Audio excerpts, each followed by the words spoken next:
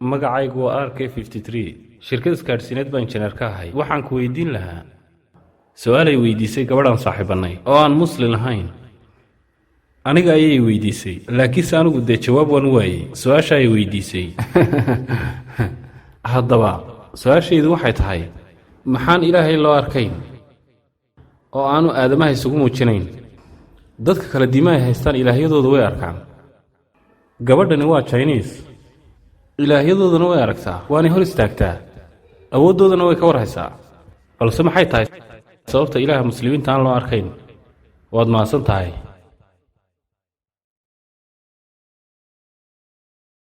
walaalkeen wuxuu noo hayaa su-aashaasoo ah mid ka mid a asxaabtiisu ay weydiisay oon aaminsanayn islaamnimo. waxay weydiisay su-aashan, maxaan ilaaha muslimiinta aan loo arkayn halka diimaha kale ilaahyadooda la arko? waxay arki karayaan ilaahyadooda micnaha halka aan la arki karayn ilaaha muslimiinta. haddaba waa maxay sababta loo arki laayahay? sababtu waxay tahay aan kuu sheegay, ilaaha muslimiintu waa ilaaha runta ah. hadduu ismuujiyo ma awoodi kartid inaad noolaato. awooddiisu aad bay u sarraysaa. tusaale ahaanna waxa lagu tilmaamay suuratu daaha markuu nebi muuse weydiiyey, ilaahayow waxaan rabaa inaan ku arko. alle wuxuu ugu jawaabay, waxaan istusi doonaa buurta, bal arag adigu buurtaa waxa ku dhaca. kadibna muuse wuxuu u jeestay halkaay buurta inuu arko. alle cirbad caaradeed in ka yar ayuu istusay buurtii. kadib buurtii markay dhalaashay, nebi muuse waa uu suuxay.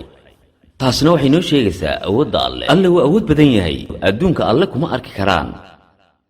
qeexitaanka alle subxaana wa tacaala waxaa lagu sheegay suuratu al-ikhlaas cutubka 112 aayadda 1 ilaa 4. waxaad tidhahdaa nebi allow, arrinku waxa weeye ilaahay waa mid, waa ka loo baahan yahay aan isagu baahnayn. muusan dhalin, lamana dhalin, mana jiraan isaga wax u dhigmaa.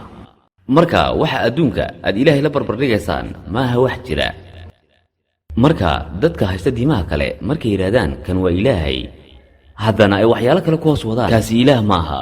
tan ayaa ah afarta qeexitaan ee ilaahay ee ilaaha dhabta ah.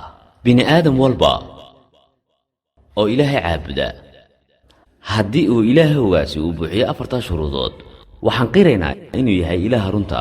hadduuna afartaa qeexitaan ka soo bixin, uma aqoonsanayno inuu yahay ilaah. shardiga koowaad, ilaahay waa mid qudha oo xumaanoo dhan ka hufan. ilaahay wax ma dhalin, lamana dhalin, wax isaga u dhigmaana ma jiraan. haddaba adigan su-aalku weydiinayaa, su-aashaasoo ah, waa maxay abaalmarinta ugu weyn oo aad ku fakari karayso adigu inaad hesho?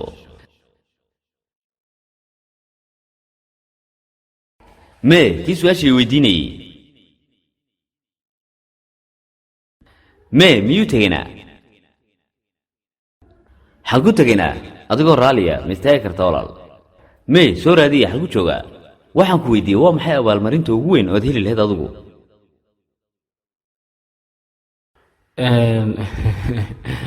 abaalmarinta ugu weyn dadka muslimiinta waa janno. janno waa sidaa. ma jiraan wax janno ka weyn? maya ma jiraan. ya ma qof baa yidhi haa? ma jiraan wax janno ka weyn.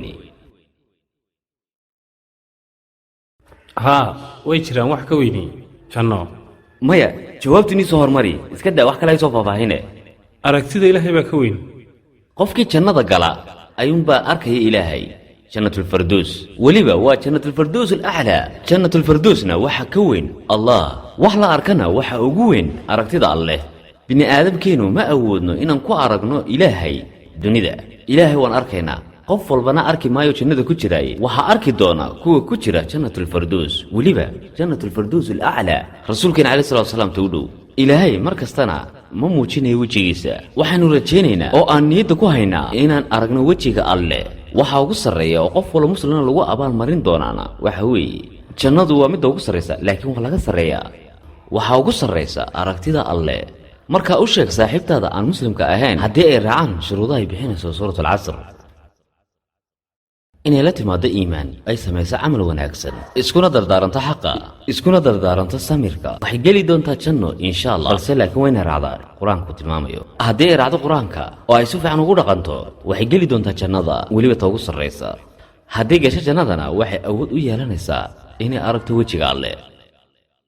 qof walibaana ma arki doono ilaahay, waxaa arki doona kuwa darajada ugu sarraysa keena. waxaan filaya inaan ka jawaabay su-aashaadii. miyaad doonaysaa markaa inaad aragto wejiga ilaahay ma rabtaa inaad aragto wejiga ilaahay haa waan doonayaa alxamdulilah insha allah waxaan alla weydiisanaynaa dhammaanteen inuuna geeyo jannatulfardoos weliba jannatulfardoos alaclaa kuwa rabbigeen arkana alla naga dhigo